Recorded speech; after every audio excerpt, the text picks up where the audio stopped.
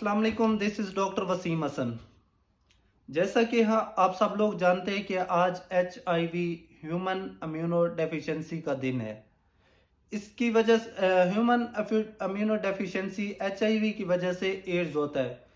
Ads बजाय कि ये पहली बीमारी नहीं है, ये फर्स्ट स्टेप के तौर पे रूनुमा नहीं होती। इसके पीछे वजूहात होती है जिसकी वजह से एड्स होता है।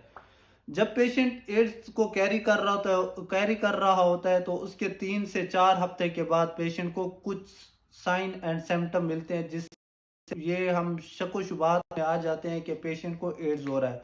जिनमें सरे फहरिस्त है ये आता है कि पेशेंट को नज़ला ज़ुकाम हो जाता है, नज़ले ज़ुकाम जैसी कैफियत का सामना करना पड़ता है।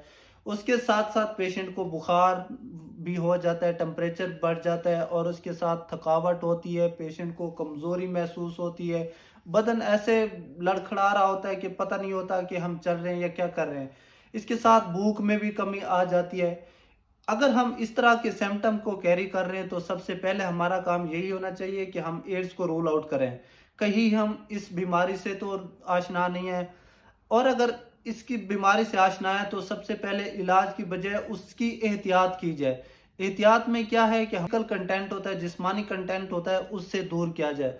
जिसमें ये आ जाता है कि सेक्सुअल एक्टिविटीज़ या किसिंग वगैरह इस तरह के जो सीन होते हैं उससे भी एड्स एक से दूसरे शख्स में फैल सकता है।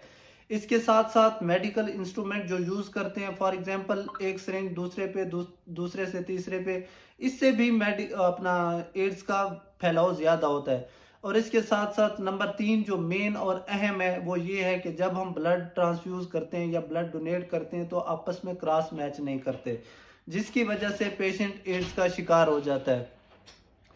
तो अगर हम इन सब का शिकार हैं तो इनको हमें एहतियात करना चाहिए इन चीज़ों से, सेक्सुअल एक्टिविटी से, या इस तरह के सर्जिकल जो इंस्ट्रूमेंट होते हैं या मेडिकल के जो इंस्ट्रूमेंट होते हैं वो एक से दूसरे इंसान को नहीं यूज़ करा सकते। अगर कराने भी हैं तो सबसे पहले उनको स्टेरिलाइज कराना लाजमी है।